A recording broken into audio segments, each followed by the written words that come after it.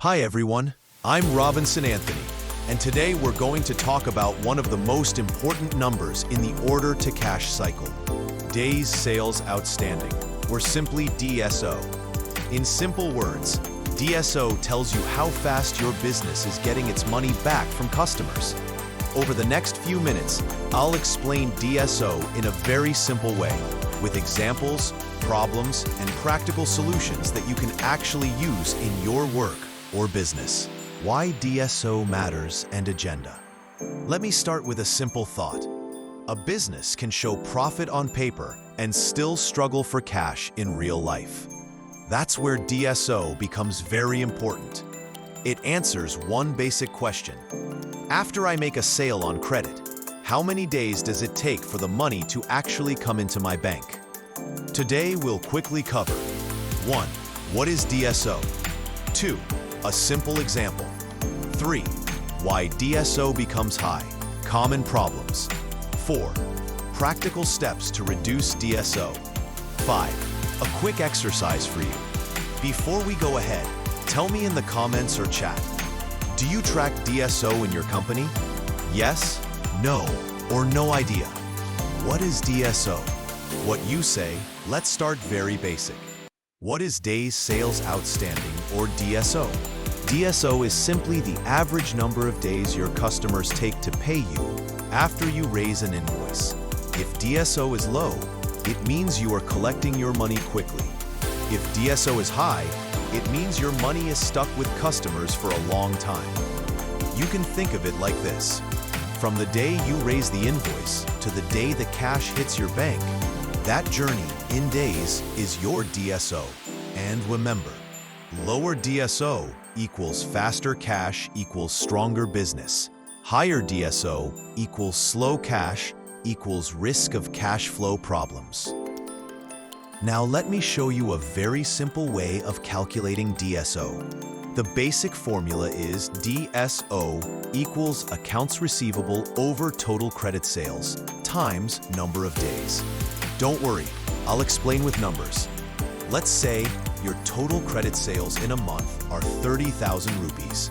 Your outstanding accounts receivable is 15,000 rupees. The period we're looking at is 30 days. So, DSO equals 15,000 divided by 30,000 times 30 equals 0.5 times 30 equals 15 days. That means, on average, customers take 15 days to pay you. Now, a quick question for you. If your DSO is 60 days, will you be happy or worried? Type H for happy or W for worried in the chat. Two companies, same sales, different DSO. Let me make this more real with a small story. Imagine two companies, Company A and Company B.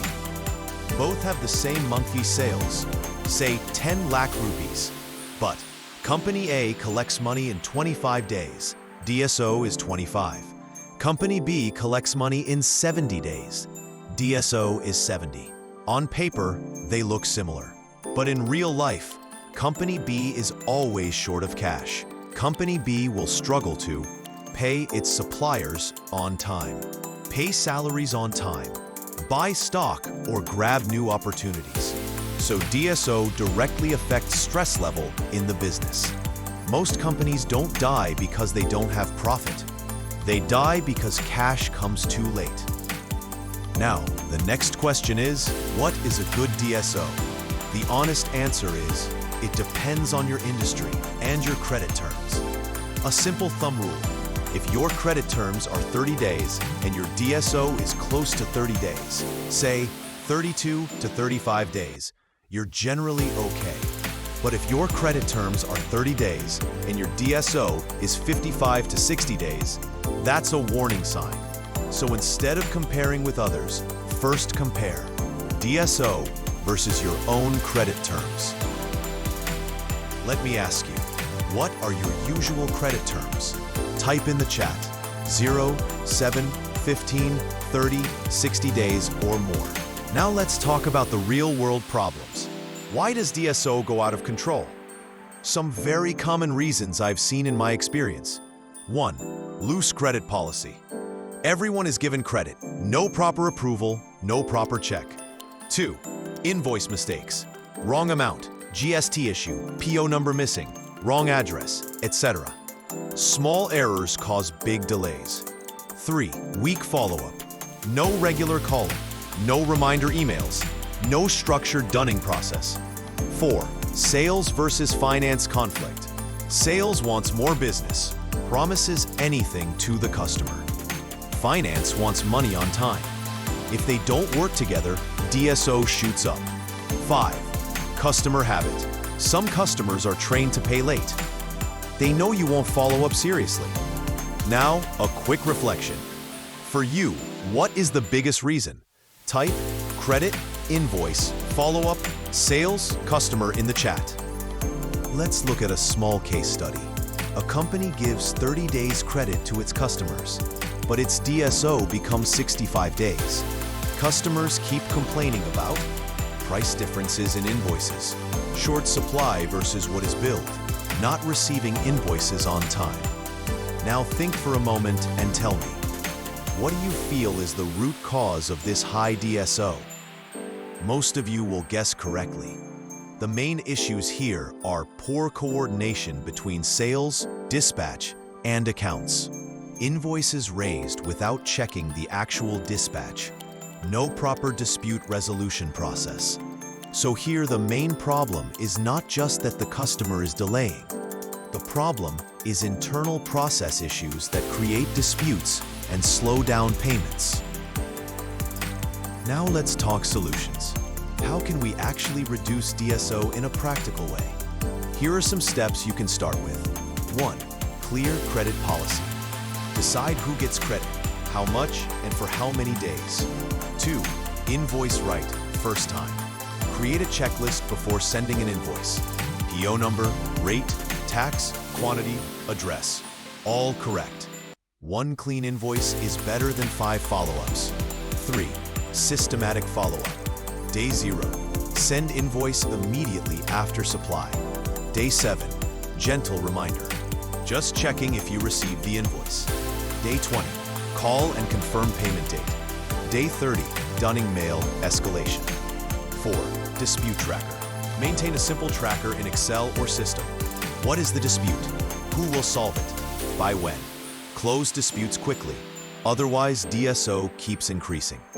5. Train the sales team. Make sure sales understands that a sale is complete only when money comes in. Even if you pick just 2 of these and implement them seriously, you will see improvement. Let's see what happens when you actually work on DSO. Suppose earlier, your credit terms were 30 days, but your DSO was 65 days. You worked for 6 months on better invoicing, regular follow-up, strong dispute closure. Now your DSO comes down to 38 days. What changes? Your cash flow becomes smoother. You can pay suppliers and staff on time. You don't need to take so much expensive short-term loans. The overall stress level in the business reduces. Sometimes, just reducing DSO by 10 to 15 days can free up lakhs of rupees in working capital. That's the real power of managing DSO. Now let's do a quick DSO exercise together. Here's the question. A company has total credit sales in a month equals 20 million rupees. Accounts receivable equals 10 million rupees. Period equals 30 days. What is the DSO? Options: 10 days, B, 15 days, C, 30 days. Take 5 seconds and choose your answer. A, B, or C. Now let's calculate. DSO equals 10 million divided by 20 million times 30 equals 0.5 times 30 equals 15 days. So the correct answer is B, 15 days. If you got it right, well done. Now you can confidently explain a basic DSO calculation to anyone. Let's quickly summarize what we learned today. DSO tells you how quickly your business collects cash from customers. A high DSO is a warning sign. Your money is stuck and your cash flow is at risk. Common reasons for high DSO are loose credit policy, billing and invoice errors, weak follow-up, poor dispute management, misalignment between sales and finance. You can reduce DSO by having a clear credit policy, sending clean, accurate invoices, following up systematically, tracking and closing disputes, training your sales team. Now here is my challenge for you. In the next 7 days, calculate your DSO, compare it with your credit terms, identify your top 3 reasons for delay. Start working on just one improvement. If you found this useful and you want more content on order to cash, dunning and collections, follow my channel and share this with someone who handles receivables. Thank you so much for your time.